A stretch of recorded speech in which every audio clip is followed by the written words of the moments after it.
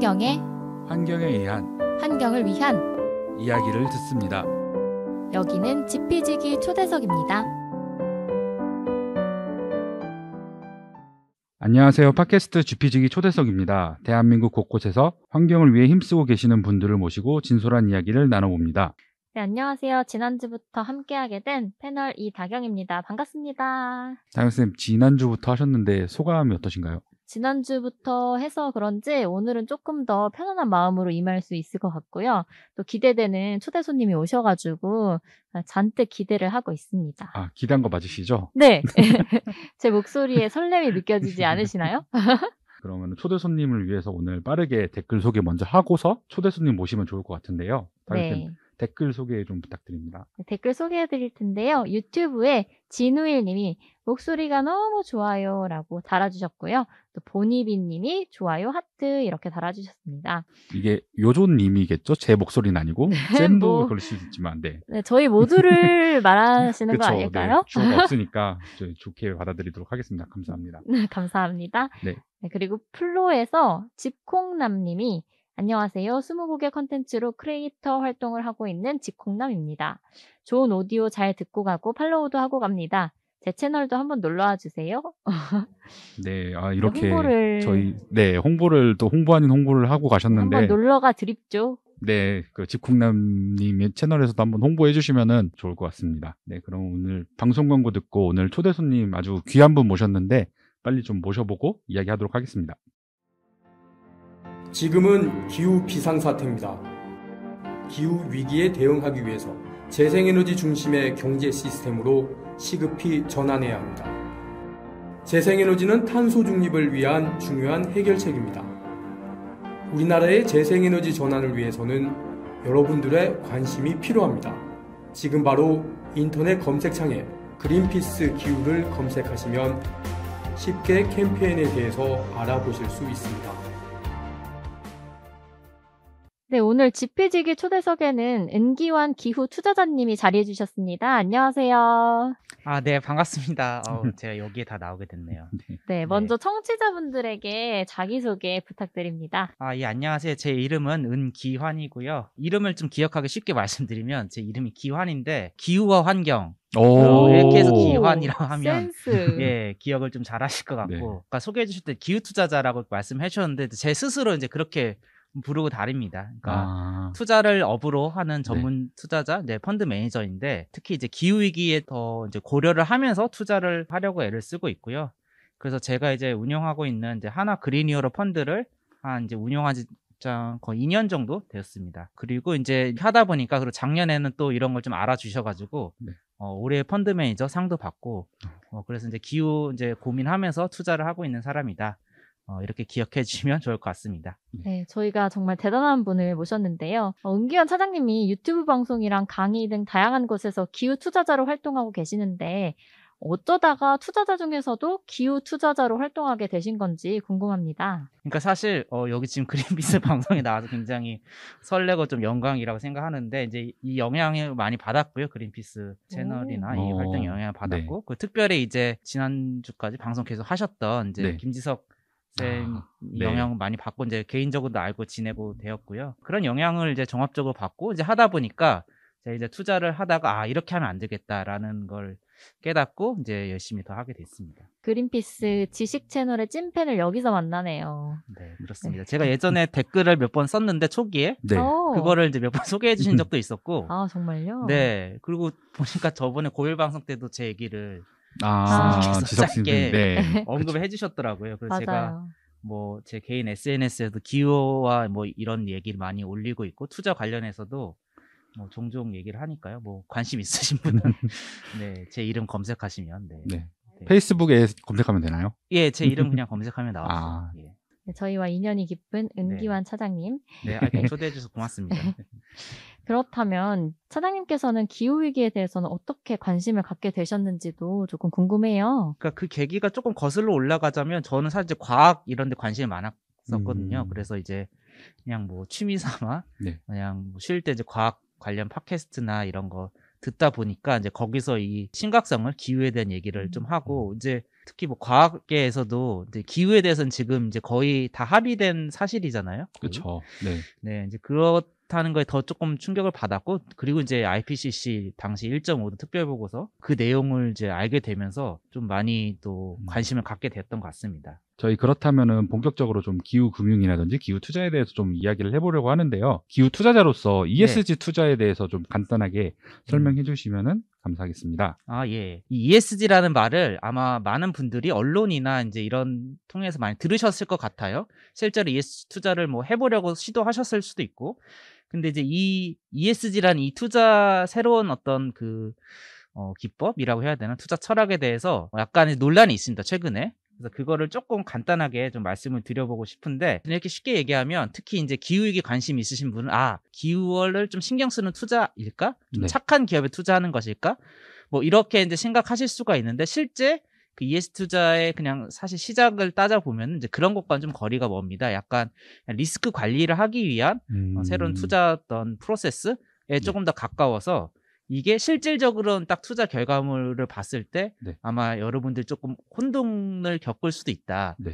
또 이게 뭐 워싱 아니냐라는 비판도 하실 수 있는 약간 이제 그런 좀 논란이 되는 상황이라고 저는 생각합니다. 실제 진짜 현업에 계시는 분이니까 이렇게 이야기하실 수 있을 것 같은데 구체적으로는 그럼 좀 어떻게 다른 건가요? 그냥 ESG 투자 이제 국민연금 포함해서 많은 국내 연기금들도 이제 집행을 하고 있는데 그거를 보면 이제 투자 프로세스 과정에서 그동안은 이제 기업이 돈 얼마나 벌었냐에 조금 더 주목을 해서 투자를 합니다. 그거를 이제 분석하고 전망을 하고 이건 재무적 요인을 이제 분석을 하는 건데 그 외에 이제 비재무적 요인도 투자에 중요하구나 이제 이걸 알게 되면서 그럼 비재무적 요인을 좀 우리가 잘 분석하면은 좀 수익률을 높일 수 있지 않을까라고 이제 볼 수가 있는데 그게 이제 대표적으로 얘가 뭐 저번에 뭐 현대산업개발이 이제 뭐 건물이 무너졌잖아요. 그 이번에 이제 카카오가 좀 난리가 났고, 그다음에 뭐 NC소프트 게임도 한번 뭐 난리가 났습니다. 이런 것들이 있을 수 있는데 우리가 이런 거 미리 알고 이런 기업들을 좀 적게 투자를 하면은 수익률이 조금 좋아지지 않을까?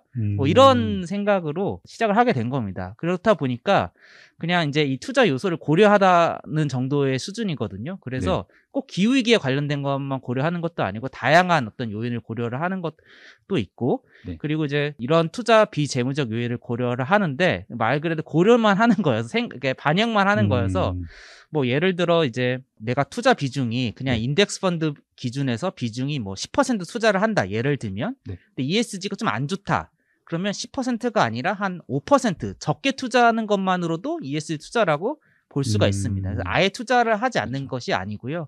그래서 우리나라에서 이제 온실가스 배출을 많이 하는 뭐 이제 석탄 발전이나 그다음에 뭐 철강 뭐 이런 기업들도 시가총액 비중이 꽤 크기 때문에 그 ESG 투자하는 펀드의 포트폴리오에 이 기업들이 아예 투자하지 않는다기보다는 뭐 적게 투자하거나 또는 뭐 다른 철강사보다 우리가 더 낫다 어떤 ESG 요인이 낫다 그러면 조금 더 많이 투자하기도 하고 뭐 이런 스타일로 투자가 이루어집니다. 그래서 결과적으로 그냥 우리가 보기에 이게 온실가스 배출을 많이 하는 기업인데도 투자가 된 경우를 우리가 볼 수가 있는 것이죠.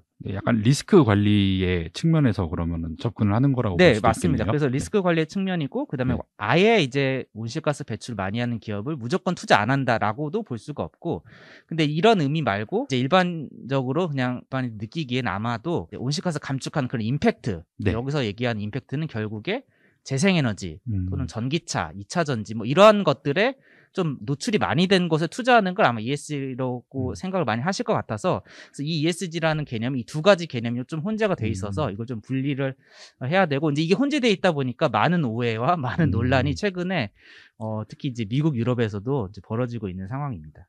차장님께서도 많은 오해와 혼란이 있다고 말씀하셨잖아요. 네네. 그런 것과 함께 현재 ESG 투자가 위기다라는 말이 꾸준히 있더라고요.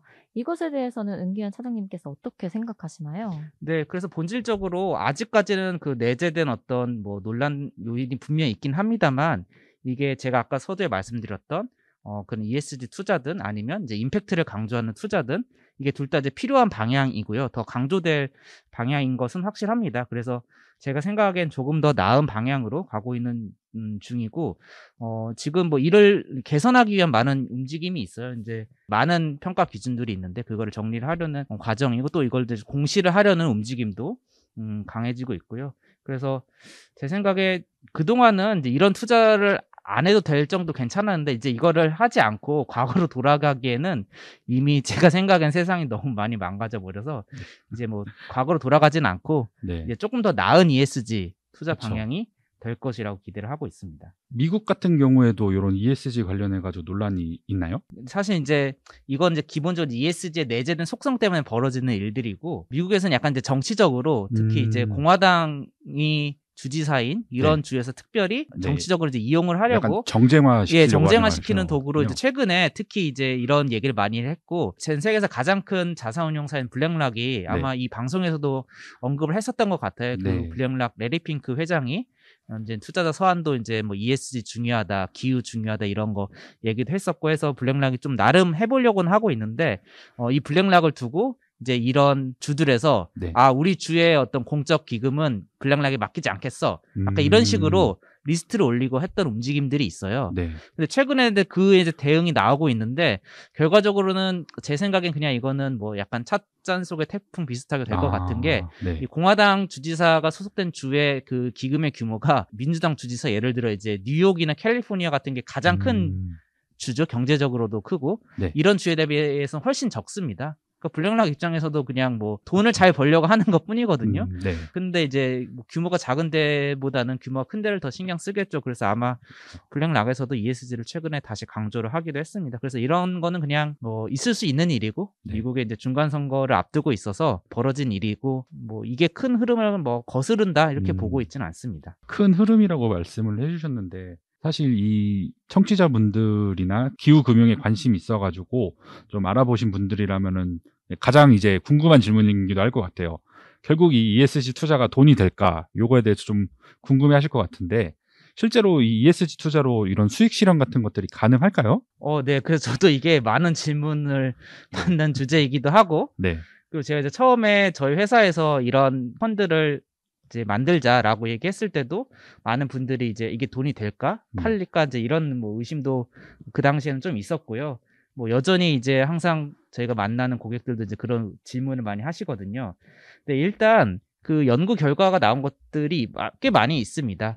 그 이제 ESG 투자를 했을 때 하지 않았을 때보다 적어도 손해를 더 보지 않는다. 뭐 이 정도는 많은 연구에서 뒷받침되고 있는데 사실 이거는 이제 일반적으로 개인 투자자들 관심 영역이기보다는 이 벤치마크 시장에 투자하는 연기금 관점에서 이제 필요한 연구를 뒷받침하는 뭐 그런 거고요. 그래서 제가 생각하기엔 일반 투자자들 관점에서는 이게 어떠한 방식으로 수익이 나올 수 있는지 이해하는 게 제일 중요하다고 봅니다. 그래서 저는 이게 이러한 ESG 관련된 흐름이 기업의 재무, 그러니까 매출과 이익, 비용 이런 것에 어떻게 영향을 미칠 수 있는지를 잘 봐야 되는데 저는 그래서 크게 세 가지를 말씀을 드려요. 첫 번째는 그냥 법과 제도를 좀 강조를 드립니다.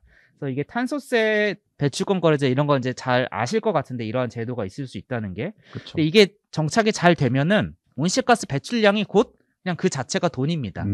온실가스 배출을 줄이면 그만큼 돈을 아낄 수 있는 거고 온실가스 배출을 많이 하면 돈을 많이 내야 되기 때문에 이게 이제 ESG를 잘 못하는 기업이 그냥 수익이 그냥 나빠지는 거예요. 온실가스 배출을 많이 하기 때문에. 그래서 실제로 주가 수익률로 봤을 때 이제 유럽연합이 자동차 배출량, 내연기관차 배출량 규제를 일제히 강화했던 해가 있어요. 근데 그거와 관련해서 당시에 전 세계 모든 자동차 주식들이 일제히 하락했던 점이 있습니다. 지금까지도 그 회사들의 평균적인 주식이 그렇게 뭐 비싸게 거래되고 있지 않거든요. 이게 영향을 줬다라고 볼 수가 있고요. 이제 두 번째는 이제 정말 이제 소비자들의 어떤 행동 이게 영향을 주기 때문에 중요하다고 봅니다. 이거 그냥 단순화해서 말씀드리면 이제 불매와 돈줄, 불매를 하거나 돈줄을 낸다. 우리 그런 표현을 많이 하죠. 그래서 뭐 이게 삼성물산이 이제 과거에 호주에서 석탄 관련 비즈니스 하겠다라고 했는데 그 당시에 호주에서 어떤 시위가 있었냐면 갤럭시를 불매하겠다 이렇게 들고 일어났습니다. 호주에서. 그러니까 이제 어쨌거나 삼성물산과 삼성전자가 계열사죠. 같은 직접 같은 회사는 아니지만 어쨌거나 그렇게 하다 보니까 당연히 삼성그룹 전체 입장에선 갤럭시가 중요하지 않겠습니까? 그래서 결과적으로 당시에 삼성물산이 호주 석탄을 철회했는데 만약에 이제 버티고 계속 했다라고 하면 이 시위가 뭐 전세적으로 만약 확산이 되고 막 이러면 삼성전자 갤럭시 매출에 영향을 줬을 수도 있겠죠. 다행히 이제 그렇게 되진 않았습니다만 이게 이제 어떻게 보면 ESG를 하지 않았을 때 수익률에 미치는 어떤 경로를 좀 보여주지 않나. 네. 뭐 이런 생각이 들고 이제 반대로 이제 친환경 제품 이런 걸 사람들이 더 많이 선호를 하면 기업들이 그 ESG에 맞게 이제 그런 제품 개발을 더 집중할 수 있으니까 거기에 이제 매출이 이제 연동이 되겠죠. 이제 그런 것들도 생각을 해볼 수가 있습니다. 마지막은 무엇인가요? 네, 마지막으로 이제 세 번째는 이제 자본시장에서 직접적으로 자금을 조달하는 기업들한테 말하자면 이제 빌릴 때 금리를 더 많이 매기거나 덜 매기거나 하는 요인으로 지금 영향을 주고 있습니다. 그러니까 뭐 저희를 포함해서 많은 이제 투자자들이 ESG, 기후 투자 이런 걸 이제 하고 있잖아요. 네. 그러니까 잘하면 좀 싸게 돈을 빌려주고 못하면 돈을 비싸게 빌리게 될 수밖에 없게 되는 거죠. 그러면 기업이 이제 돈을 빌려서 투자를 해서 장사를 하는데 그 이자 비용이 올라가니까 직접적으로 이것도 기업의 이익에 영향을 주는 요소가 되는 거겠죠. 이게 가장 좀 극명한 예가 사실 테슬라입니다. 이제 테슬라가 이제 대표적인 전기차 기업인데 테슬라의 이제 평균적인 자본 조달 비용이 엄청 낮습니다. 네, 요새 같은 시절에도 굉장히 낮은 편이고요. 그래서 정말 조 단위의 몇 조 원의 금액을 조달하는데도 거의 이제 이 자본 희석 없이 조달 과거에도 했었고, 근데 이런 것들을 이제 일반적인 내연기관차는 사실 엄두도 못해요. 그 금액을 조달하기 위해서 그 기업들은 엄청난 비용을 수반해야 됩니다. 그래서 이미 그러니까 자본 시장은 그런 식으로 지금 작동이 되고 있어서 뭐 이런 식으로 이해를 하면 아마 일반인들도 이제 ESG가 어떻게 실제 이 영향을 주고 있는 좀 이해가 좀 되지 않을까 싶습니다. 네, ESG 투자가 수익 실현에 미치는 영향에 대해서 구체적으로 설명을 해주셨는데, 네. 그러면 ESG 투자 중 하나인 기후금융이라는 건 대체 무엇인가요? 예, 기후금융은 어떻게 보면 이제 기후를 생각하는 금융, 그런 금융이라고 볼 수 있는데 조금 그냥 제가 생각하는 세 가지 요소가 있습니다. 이제 첫 번째는 그 투자를 할 때 온실가스 배출량을 기준으로 투자를 하느냐. 그러니까 온실가스 배출을 많이 하거나 증가하는 기업에게는 돈을 뭐 투자하지 않는다거나 반대로 온실가스 배출이 많이 줄어드는 뭐 넷제로를 잘 실천하는 기업이 있다. 이런데 이제 투자를 하는 이런 걸 말할 수 있고, 이제 이건 기후 위험을 고려한 겁니다. 기후 위험 중에 특히 전환 위험과 관련된 것이겠고요. 그리고 이제 기후 임팩트, 아까 제가 임팩트 말씀드렸는데 이제 전기차나 태양광이나 풍력 뭐 이런 것들은 재생에너지 산업. 예, 그렇죠. 이걸 만듦으로 해서 실질적 온실가스를 줄이는 그 임팩트를 발생시킬 수가 있죠. 그래서 이런 걸 극대화한 투자도 기후 금융이라고 할 수가 있고, 이제 마지막으로 우리가 투자를 하게 되면 주주로서 그 기업의 어떻게 보면 의사 결정에 참여를 할 수 있는 어떤 의결권이 있다고 볼 수가 있는데 그 의결권을 활용하여서 그 기업에 가서 온실가스 좀 줄이세요와 같은 여러 가지 이제 뭐 이사를 파견한다든지 실질적으로 이제 감축 목표를 제시하라고 요구한다든지 이제 이러한 것들을 하는 것도 기후 투자의 한 요소입니다. 이 세 가지를 말씀드립니다. 최근 영국에서 이 기후 금융과 관련된 캠페인도 좀 진행이 되고 있다면서요? 네, 사실 이제 오늘 제가 방송 하기 직전에 이거를 알게 돼서 제가 이제 좀 급하게 정리를 해봤는데 Make My Money Matter라는 캠페인인데요. 말하자면 내 돈을 조금 더 중요하게 만들어 보자. 뭐 이제 이런 뜻이겠죠. 여기 보면 이제 당신의 연금은 매우 파워풀합니다. 뭐 이런 이제 메시지가 있고, 말하자면 그러니까 우리가 지금 모두 국민연금 포함하여 그다음에 이제 직장에 다니신 분들은 퇴직연금 또는 이제 개인연금에 이제 일정 부분 돈을 넣고 계실 거고, 아마 연말이 되면 이제 아마 금융회사들이 연금에 좀 가입하세요. 이제 세금 혜택 있습니다. 이런 캠페인도 막 하면서 아마 연금 아마 많은 분들이 가입을 하고 계실 텐데, 과연 우리가 이 연금을 어떻게 하는 것이 기후위기 대응에 적합한 거냐라고 생각을 해봤을 때 이 Make My Money Matter 캠페인에서는 영국에서 있었던 일이거든요. 워킹 타이틀 그 영화 제작사의 유명한 그 감독 리차드 갑자기 땡땡땡 이름이 생각 안 나네요. 근데 그분 있죠. 이제 그분이 이제 창업 주도를 해서 만들었던 캠페인인데 그 영국 데이터입니다. 영국이 현재 지금 인당 연간 매출량이 7톤 정도라고 하는데, 기후 투자 만약 1파운드를 할 경우에 감축량이 0.64kg 정도가 되고, 지금 영국인인 평균 연금 자산 규모가 약 3만 파운드, 우리나라 돈으로 하면 약 한 4천만 원 정도 되는데, 이제 평균 4천만 원 정도 자산을 연금으로 갖고 있는데 계산을 해보면 그럼 약 19톤의 감축이 가능하다라고 합니다. 근데 여기 이 캠페인은 21배 더 효과적이라고 강조를 하는데, 이 21배 효과적이라고 하는 것은 내가 쓰는 전기를 재생에너지로 다 바꾸고 그다음에 비행기 타지 않고 열차 여행을 하면서 채식을 하는, 이렇게 하면 한 0.9톤이 감축이 되는 것 같아요. 근데 이거보다 21배나 더 내 투자로 인해서 감축을 네. 시킬 수 있으니까, 사실 이제 많은 분들이 이런 그 채식을 한다고 하는 많은 애를 쓰고 계실 텐데, 그거 그렇죠. 못지않게 오히려 더 효과적으로 그 온실가스 줄일 수 있는 게, 내 돈을 어디에 투자할지를 잘 고민해서 투자하는 게 정말 중요하다는 게 아마 이 캠페인의 메시지 핵심인 것 같아요. 네. 그래서 저희도 사실 이제 제 펀드 퇴직연금이나 개인연금이 굉장히 중요하다고 저희도 이제 많이 알리고 다니고 있는데, 그거 제가 평소에 생각했던 것과 조금 일맥상통한 그런 이제 캠페인인 것 같습니다. 네. 아까 찾아보니까 워킹 타이틀의 리처드 커티스? 네, 맞아. 제가 그 감독님 이름을 네, 감독님. 깜짝인데, 그게 이제 많은 분들이 좋아하신 노팅힐부터 네. 어바웃 타임이나 그 감독님이시고요. 음. 아마 좋아하신 네, 아마 다경님도 보시지 않나요? 네, 네. 봤습니다. 네, 어바웃 타임 정말 좋아하는 영화고요. 네, 그 영화 만드신 분이 이런 캠페인 하면서, 아마 영국의 그래서 유명한 영화 배우들도 막 나오면서 그 찾아보시면 그 캠페인도 굉장히 좀 멋있게 진행이 잘 됐다라고 들었습니다. 네. 그래서 뭐 우리나라에도 조만간 이런 게 좀 나오지 않을까 좀 기대를 하고 있는데, 그러니까 어쨌거나 지금 여러분들이 어떤 식으로 투자를 아마 하고 계실 거예요. 국민연금이든, 네. 네. 그다음에 뭐 내가 그냥 저축을 한다고 해도 그 저축한 돈이 은행에서 이제 대출로 나가는 거거든요. 그러니까 이제 그냥 우리가 그동안은 이거에 약간 좀 무관심했을 수도 있는데, 그만큼 우리가 투자를 하는 것의 중요성을 조금 강조를 좀 드리고 싶었습니다. 제가 오늘 나오고 싶었던 이유기도 하고요. 아, 네. 네, 맞아요. 이렇게 기후 투자를 해라, 뭐 환경 살려야 된다 이런 말 듣고 그냥 잘 모르는 채로 기후 금융에 투자하시는 분들도 많잖아요. 네. 그러면 이제 구체적으로 기후 금융이 직접적, 간접적으로 기후에 어떻게 영향을 미치는지 혹시 설명해 주실 수 있으실까요? 네, 그건 이제 뭐 저보다 훌륭한 네, 과학자들이나 이런 연구하신 분들이 있는 걸 그냥 인용을 해서 좀 말씀을 드려볼게요. 미국 국립과학원 회보, 이게 PNAS라는 곳에서 이제 연구를 의뢰를 해가지고 이제 진행된 그 보고서가 있는데, 이제 그 보고서에서는 이제 금융이 기후에 영향을 주는 여러 가지 사회 변동 인자들이 있습니다. 예를 들어 이제 뭐 가치관을 우리가 변화한다랄지, 그다음에 교육을 통해서, 그리고 이제 우리가 에너지 전환을 한다랄지, 아니면 이제 탄소 중립 도시를 만든다, 뭐 이런 기후 관련 정보를 공개하는 일과 함께 우리가 어떤 사회 활동을 했을 때 기후에 영향을 미치는 요인들 중에 하나로 금융을 꼽고 있는데, 다른 어떠한 요인들보다도 금융이 네. 가장 직접적이고 빠르게 줄 수 있는 그런 요인이라고 합니다. 이제 그 보고서 내용을 보면은, 예를 들어 이제 가치관이나 교육의 영향은 굉장히 오랫동안 그 영향을 미치는데, 금융은 즉각적입니다. 실제로 그렇죠. 온실가스 배출을 많이 하는 그런 어떤 사업장이나 기업에게 돈을 당장 빌려주지 않는다거나 자금을 회수해버리면 문 닫게 되고 온실가스 배출이 그냥 당장 없어지는 거잖아요. 그렇죠. 그러니까 그만큼 이제 금융의 역할을 이런 보고서에서는 굉장히 강조를 하고 있습니다.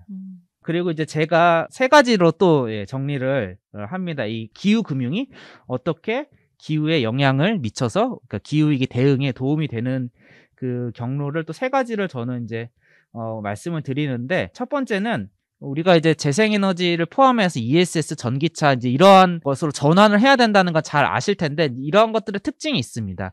이게 이제 전통적인 화석연료랑 비교해 봤을 때 경영이나 경제에서 이제 고정비와 변동비 이렇게 얘기를 하잖아요. 그러니까 초기 네. 고정비가 얼마큼 많이 들어가느냐, 변동비가 얼마큼 많이 들어가느냐, 이제 이런 걸 비교해 봤을 때 화석연료는 기본적으로 계속 에너지를 사서 써야 되잖아요. 기름으로 차를 돌리면 계속 그 기름값을 내야 되고, 화석연료는 가스든 석탄은 계속 그 비용이 나가는데, 재생에너지와 같은 이 시스템에서는 그 비용이 거의 0에 수렴을 하죠. 그러니까 변동비가 적고, 이 말은 다시 말하면 초기에 비용이 많이 들어간다는 겁니다. 상대적으로. 전기차가 처음에 살 때 좀 비싼 맞습니다. 것처럼. 네, 전기차도 총 비용은 지금 많이 싸다고 볼 수가 있는데, 초기 비용이 좀 많이 들어가고 나중에 들어가는 비용 좀 적고, 이건 태양광이랑 풍력도 마찬가지입니다. 근데 이렇다는 얘기는 사실 금융이 할 수 있는 역할이 크다는 거고요. 우리가 금융의 역할을 생각해 보면, 우리가 집을 대출받을 때 초기에 돈이 많이 들어가잖아요. 네. 그리고 학자금 대출 이런 것도 이제 계속 하다가 나중에 갚게 되고, 이렇게 돈이 들어가고 나가고의 시차가 크면 클수록 금융이 할 수 있는 역할이 큰데, 딱 이 재생에너지나 ESS 이런 설비들은 딱 금융이 할 수 있는 영역과 딱 부합이 되어 있습니다. 그렇기 때문에 이제 금융업에 종사하시는 분들, 그다음에 금융회사들은 정말 이 재생에너지 산업에 어떤 사업의 기회를 많이 포착을 할 수 있다. 네. 이렇게 생각을 들고 이제 금융에서 돈을 많이 이쪽에 투자하면 투자를 할수록 우리가 아는 이제 1.5도 목표치에 네. 조금 더 부합해 줄 가능성이 높아진다. 이렇게 볼 수가 있고요. 그리고 이제 두 번째로는 화석연료를 생산하는 설비가 아까 제가 이제 투자를 잘 안 하게 되면서 높은 조달금리, 높은 비용으로 이제 돈을 빌리게 된다 이렇게 말씀을 드렸는데 상대적으로 기후금융을 많이 하면 이런 데는 투자 안 하고 재생에너지에 투자를 많이 하게 되잖아요. 네. 그러면 이쪽의 기업들은 더 싸게 돈을 빌리게 됩니다. 그러면 이 조달 비용의 금리의 그 가격 차이와 그리고 이 화석연료와 재생에너지에서 발생하는 온실가스 배출량의 차이가 있잖아요. 그쵸. 그래서 이거를 계산을 해보면 온실가스 배출량에 따른 조달 비용의 차이를 계산을 해볼 수가 있고 이제 이게 몇 군데서 계산을 했어요. 이제 외국 골드만삭스 같은 곳에서 계산을 했었는데 그걸 대충 계산을 하면 약 톤당 $80 정도의 자본시장에서 말하자면 준탄소세와 같은 걸 부과를 하는 역할을 하고 있는 겁니다. 이미 화석연료는 더 그렇게 부담을 더 하게 되는 건 거네요. 그렇죠. 이제 이거는 이제 실질적으로 탄소세라는 금액이 나가는 건 아니고 그쵸. 자본시장에서 돈을 빌리는데 온실가스 배출을 안 하는 애들보다 내가 온실가스 배출을 더 많이 하면은 약 내가 배출한 그 배출량 대비 한 $80에서 $100 이거는 계속 바뀌고 있습니다. 왜냐하면 점점점 투자자들이 이런 투자를 하면 할수록 그 금액은 올라가게 되거든요. 네. 그래서 지금 제가 마지막으로 확인했을 때 한 $80 정도의 약간 탄소세를 부과하는 효과가 있고 최근에 유가나 천연가스 가격이 꽤 많이 올랐잖아요. 그렇죠. 이게 뭐 여러 요인이 섞여 있기는 한데 여기에 일정 부분은 이런 쪽의 투자가 과거만큼 잘 집행되지 않기 때문이기도 해요. 어쩜 보면 일정 부분은 탄소세가 이미 조금은 이제 부과가 돼 있다. 이런 자본시장의 역할로 이것도 중요하다고 생각을 하고요. 이제 마지막으로 아까 이제 강조드렸던 이제 주주로서 직접 기업의 행동 변화를 요구하는 것만큼 확실한 건 없죠. 그러니까 소비자로서 어떤 기업에 가서 얘기하는 것보다 주주로서 직접 뭐 경영진의 압박을 하는 게 훨씬 더 임팩트가 있습니다. 왜냐하면 기본적으로 이 주식회사의 시스템이 주주들이 경영진 나가라고 하면 나가야 되는 거거든요. 그러니까 이제 말하자면 상사가 욕을 하는 거죠. 상사가 나한테 이제 너 이거 안 하면 잘릴 거야. 약간 이렇게 얘기하는 것과 비슷한 게 자본시장이 기업체들한테 얘기를 하는 것입니다. 이제 이렇게 보면 우리나라에서 가장 큰 주주는 국민연금이에요. 그래서 국민연금의 역할이 또 크다 이렇게 볼 수가 있고요. 그래서 이 세 가지가 기후금융이 기업체들을 통해서 이제 온실가스를 줄이는 역할을 하는 세 가지다 이렇게 말씀을 드립니다. 네, 자. 기후금융 선생님처럼 진짜 너무 네. 설명을 잘 해주셔가지고. 그래요? 네. 혹시 제 설명이 어려우면 다시 한번 제가 또 더 열심히 설명해 보겠습니다. 아닙니다. 지금 너무 쏙쏙 이해가 잘 되게 설명을 해주셨는데. 고맙습니다. 네. 혹시 이런 영향에 대해서 사례 같은 것들도 좀 소개해 주실 수 있으신가요? 네, 그래서 제가 사실 펀드에서 그런 걸 하고 있고요. 네. 네. 그리고 이제 해외에서도 이제 네덜란드 연금이나 그 외 이제 주요 연기금들이 뭐 클라이밋 액션 100 플러스 뭐 이런 걸 조직을 해서 주요 이제 온실가스 배출하는 기업들에게 요구를 많이 하고 있고요. 또 이제 또 대표적으로 작년이었나요? 이제 엑소모빌이 이제 전 세계 온실가스 배출 많이 하는 그 기업 중에 하나인데 대표적인 정말 대표적인 회사죠. 기업이죠.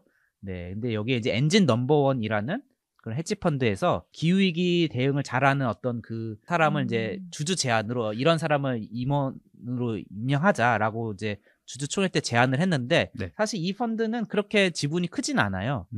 근데 어떻게 이게 결과적으로 가능하게 됐냐면 여기에 호응한 수많은 연기금들이 그 많은 지분을 가지고 이런 사람은 엑소모빌의 임원으로 꼭 필요하다. 그래야 이제 엑소모빌을 바뀌게 할 수 있는 거겠죠. 그래서 이런 식으로 이제 이사가 선출이 된 적이 있습니다. 기후 위기에 대응을 잘하는 이사를 엑소모빌에 선출한 거죠. 그 헤지펀드에서 엑소모빌에 대해서 그런 이제 주주 제안을 했습니다. 그런 이사를 임명해야 된다라고. 근데 거기에 다른 주주도 호응을 안 했으면 아마 안 됐을 텐데 정말 지분 많은 큰 연기금들 이런 데들이 다 호응을 해줘서 그 변화가 있었고요.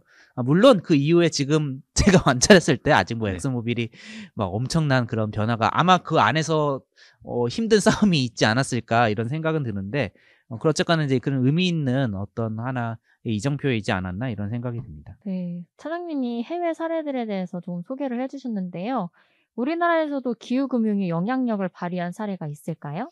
우리나라는 이제 해외만큼까지는 아니지만 그래도 소소하게 이제 몇 가지 말씀을 드려보면 한국전력이 이제 우리나라 온실가스 배출 제일 많이 하고 석탄 발전도 하고 있는 회사인데 네. 사실 굉장히 오래전부터 해외 그 주요 연기금들이 한국전력에 대해서 기후위기 생각하면 이렇게 하면 안 된다라고 여러 번 이제 주주로서 이제 영향력을 행사하고 했는데 한국전력이 이제 잘 바뀌지 않으니까 그렇죠. 뻐꾸기를 많이 날렸었죠. 예, 그래서 이제 지분을 일제히 대매각을 했던 적이 네. 있었고 사실 이때가 코로나 직전이었어요.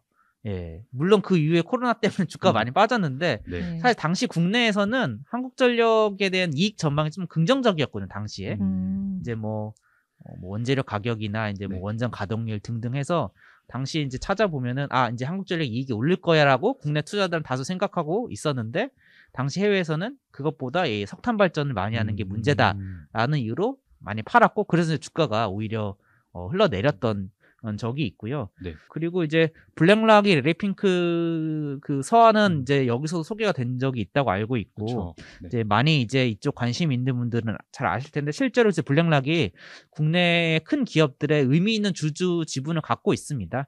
네, 그래서 이런 기업들에게 기후위기나 ESG 대응 요구를 하는 서한을 이제 2020년 이후로 많이 보냈고 네. 그래서 지금 아마 찾아보시면 국내 큰 기업 중에 뭐 ESG 얘기 안 하는 곳이 없습니다. 그것도 어떻게 보면 기후금융의 영향력이었다라고 저는 생각을 하고요.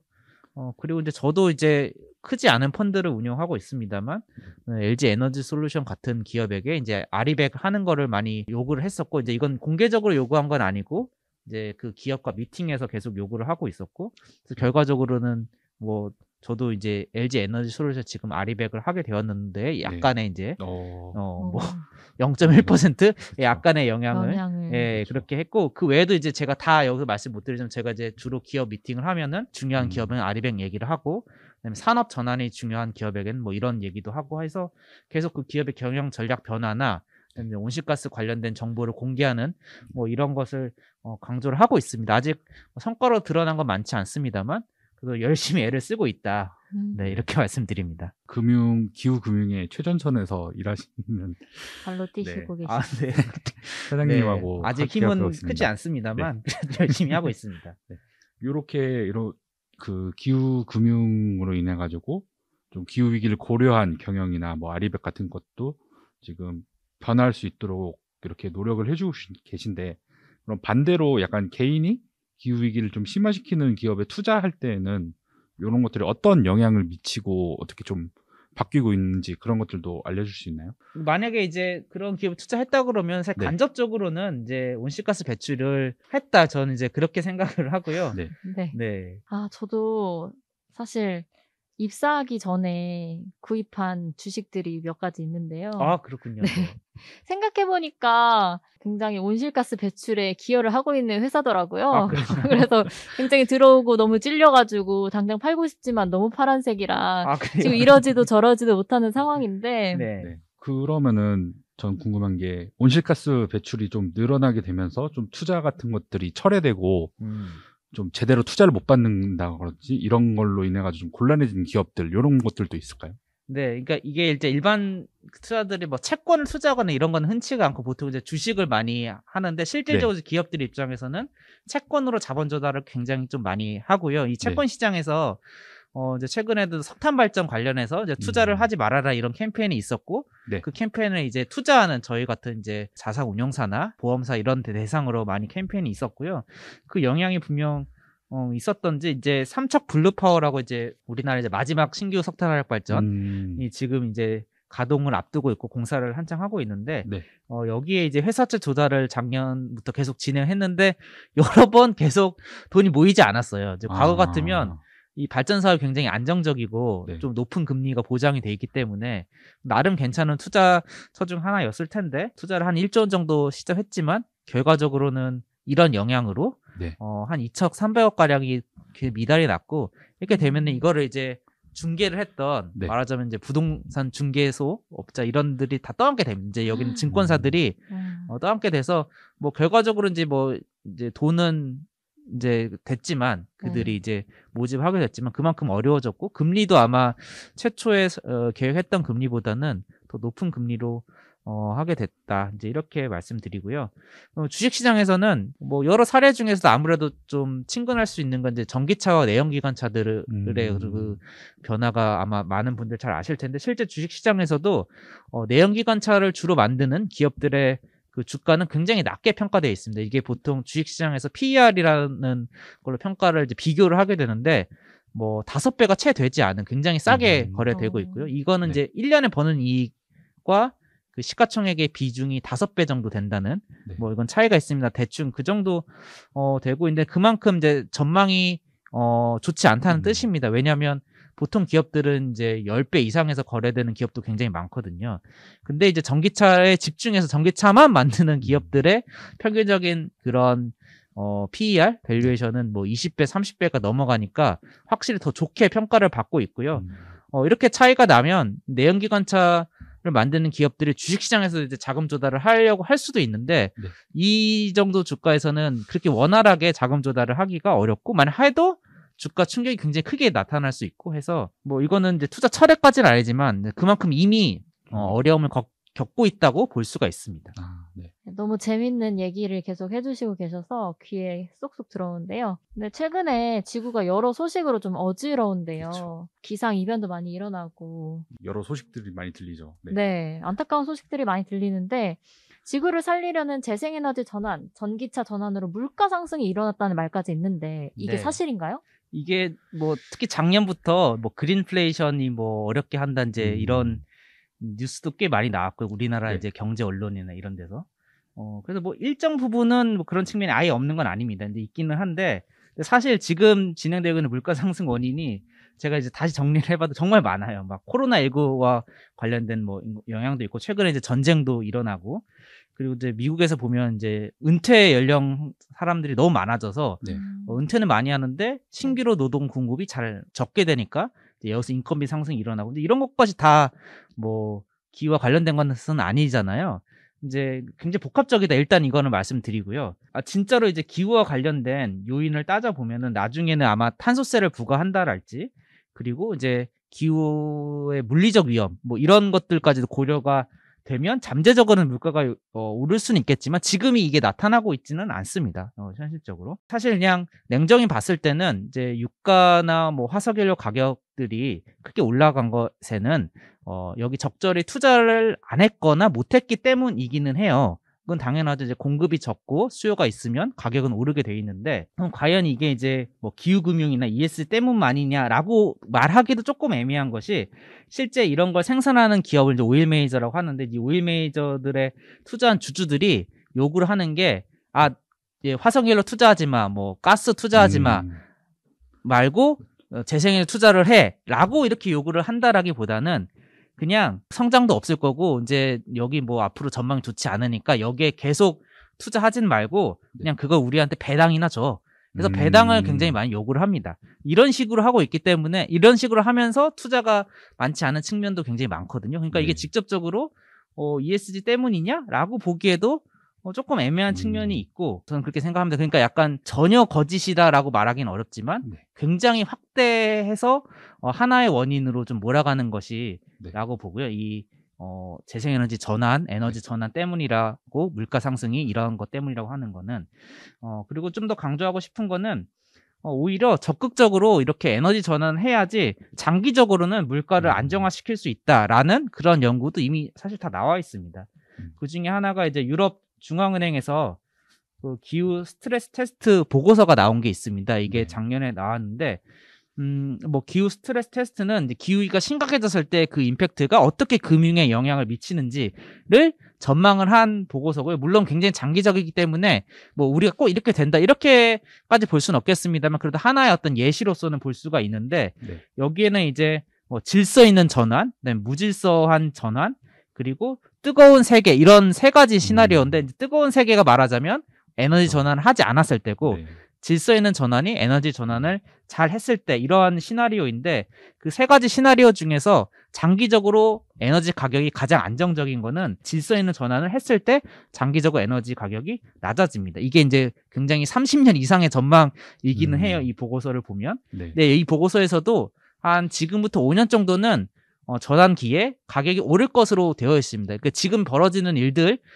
좀 어떻게 보면 잘 보여준다라고 생각을 하는데, 그럼 왜 장기적으로 떨어지느냐를 따져보면 지금은 아직 사람들이 태양광 투자도 하고 전기차를 쓰고 있지만 여전히 많은 사람들은 가스로 난방을 하고 그다음에 기름으로 차를 타고 다니기 때문에 지금은 이런 투자가 적어졌을 때 이 비용이 올라가지만, 우리가 충분히 태양광도 많아지고 전기차도 많아지고 하면은 이제는 여기서는 더 이상의 어떤 화석연료 가격 변동과 무관한 그런 시기가 오잖아요. 그러니까 그게 우리가 지금 아직 그 시기에 도달하지 못해서 그렇지, 충분히 이런 에너지 전환이 어느 정도 진행이 되고 나면 에너지 가격은 자연스럽게 떨어질 수밖에 없고, 그거를 이제 이 보고서에서는 강조를 하고 있다라고 생각을 합니다. 그래서 지금 분명 어려운 시기이긴 하지만 이거는 사실 피할 수 없이 이제 거쳐가야 되는 과정이다. 저는 그렇게 생각을 하고요.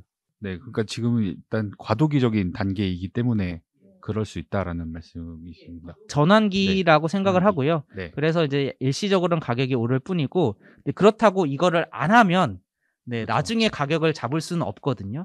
네, 이게 장기 물가를 안정화시키는 데는 화석 연료로부터 완전히 우리가 독립하고 탈피를 해내야 이 물가로부터, 고물가로부터 좀 안정을 기대할 수가 있습니다. 그래서 저는 이제 조금 더 빠르게 급진적으로 더 속도를 내서 전기차를 더 빨리 바꾸고, 그다음에 태양광으로 전기 생산도 바꾸고, 뭐 이렇게 하는 게 굉장히 중요하다라고 생각을 합니다. 네, 오히려 물가를 낮추는데 도움이 많이 된다, 이렇게 강조를 드립니다.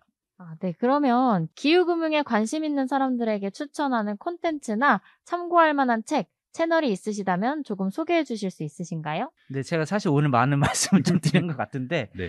뭐 이게 이제 뭐 전부가 아니고 이제 더 꾸준히 관심 있으신 분들이라면 제가 그 한국 ESG 커뮤니티라고 이제 카카오톡이랑 클럽하우스 이런 걸 하고 있어요. 네. 그래서 일단 클럽하우스에서 한국 ESG 커뮤니티 이렇게 검색해서 오시면 제가 이제 최근에 이런 뭐 기후 관련해서 ESG 관련해서 이야기했던 과거 방송을 들으실 수도 있고, 뭐 또 카카오톡에서도 많은 이제 이야기를 공유하고 나눌 수가 있습니다. 그래서 일단 이걸 먼저 말씀드리고, 네. 그리고 제가 이제 국내 언론 중에서는 특별히 이제 그 임팩트 온이라고 기후위기랑 이제 이 투자 쪽에서 ESG 관련해서 임팩트 관련해서 동향을 제일 잘 정리해 놓은 그 언론사인데요. 이제 그걸 많이 참고를 하고 있습니다. 그래서 관심 있으신 분들은 그 언론도 좀 많이 봐주시면 좋을 것 같습니다. 시간이 어떻게 지나가는지 모르겠는데요. 네. 이런 금융시장, 이런 급변하는 있는 금융시장 속에서 요 기후금융에 좀 관심 있는 청취자분들에게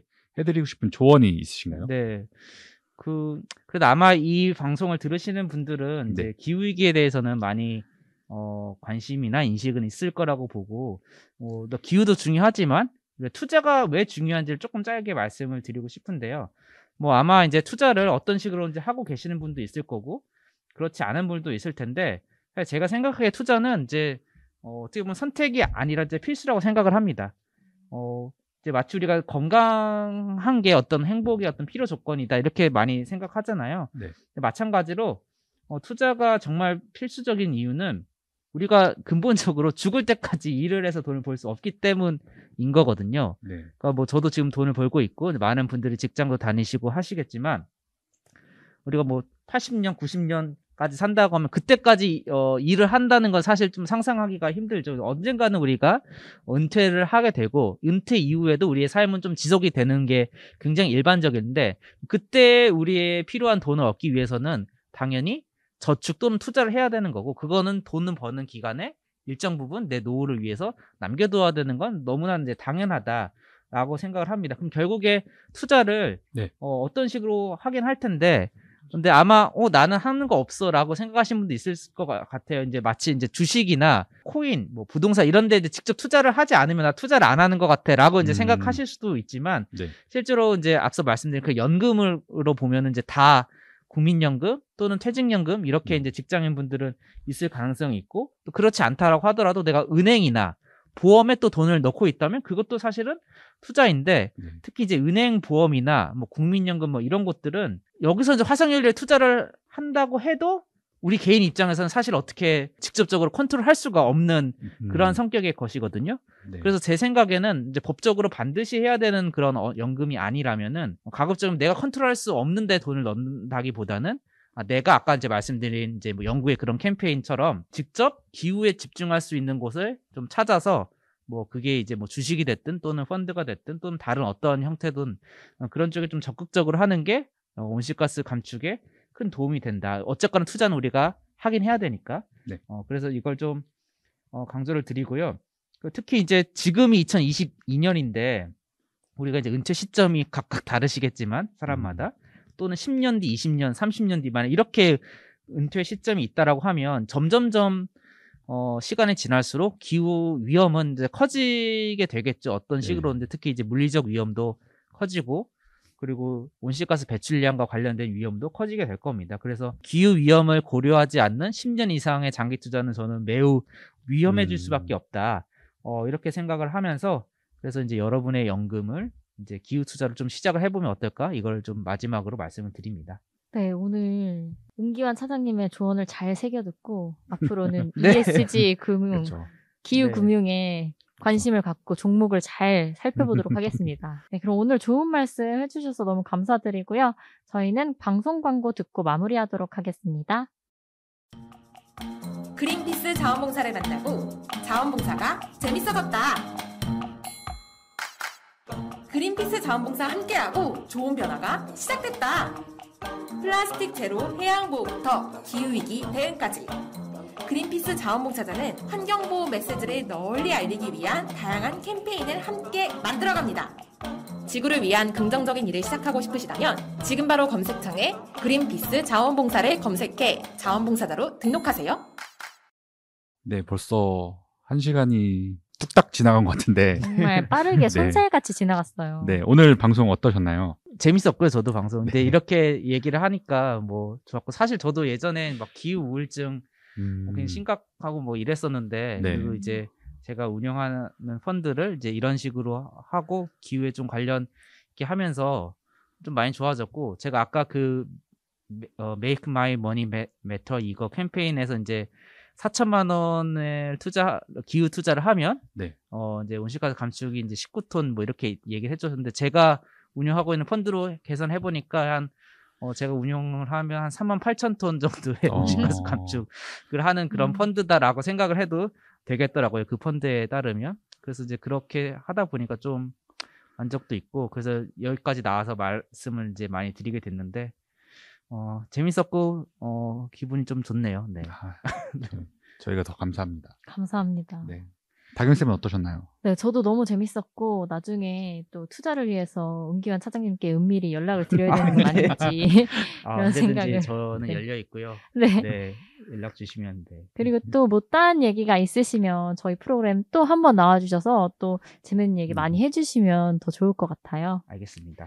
감사합니다. 저도 아까 해주셨던 말씀 중에서 그 영국의 캠페인이 좀 인상 깊은데 저희들이 막 이 기후위기에 대응하기 위해서 개인이 할 수 있는 것들에 대해서 항상 청취자분들이나 아니면은 주위에 관심 있는 사람들이 항상 물어보세요. 그러면은 항상 얘기하는 것이 일단은 채식하고 맞아요. 그렇죠. 네. 그리고 막 전기차를 사라고는 못하지만 내연기관차 말고 그렇게 좀 대중교통을 이용하고 그렇죠. 그런 식으로 이야기를 하는 것이 조금 전부였었던 것 같은데 오늘 차장님이 소개해 주신 것처럼 이런 금융으로서도 기후위기에 대응할 수 있는 방법이 있다라는 점을 조금 새롭게 알게 된 것 같아가지고 정말 차장님한테 오늘 새로운 정보, 많은 정보 알려주셔서 감사하다는 말씀을 드리고 싶습니다. 네. 고맙습니다. 네. 그래서 다음에 또 만나 뵙기를 기대하면서 네. 오늘 끝까지 함께 해주신 청취자 여러분 그리고 참여해주신 은기환 차장님, 다경쌤 감사합니다. 감사합니다. 네, 고맙습니다.